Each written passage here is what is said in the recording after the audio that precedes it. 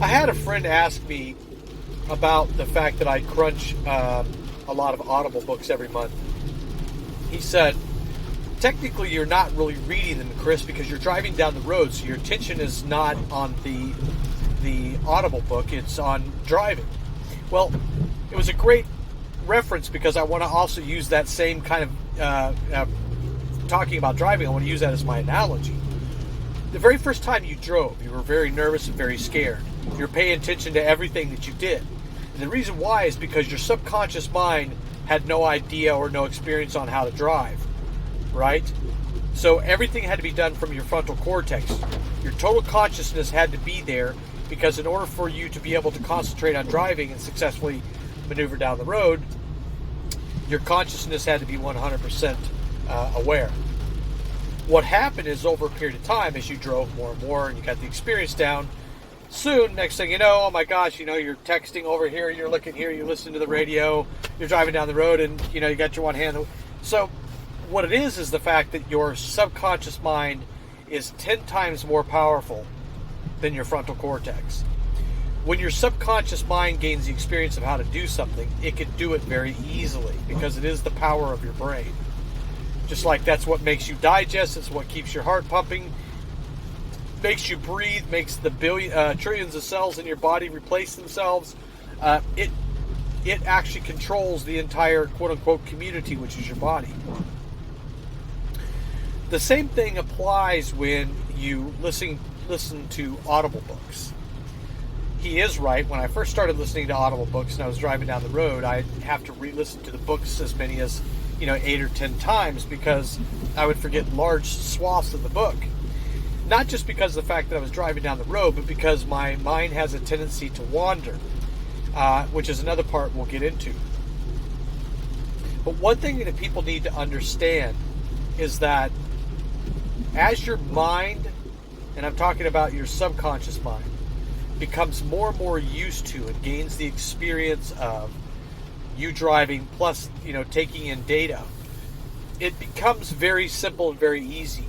Now I find myself where it's a good idea for me to go back over and polish up on 2 or 3 different categories.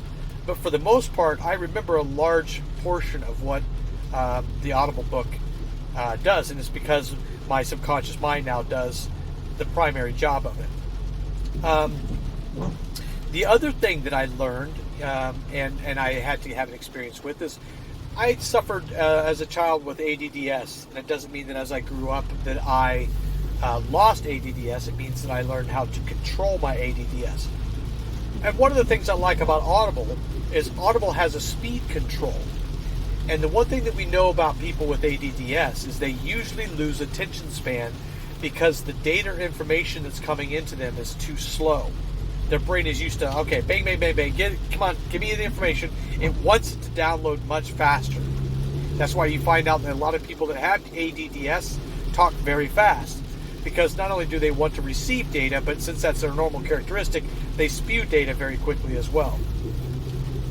So over the period of years, I've learned to control my ADDS and learned to be able to put it into a box and stay focused on things. But the second thing I did to help that was realizing that I had ADDS.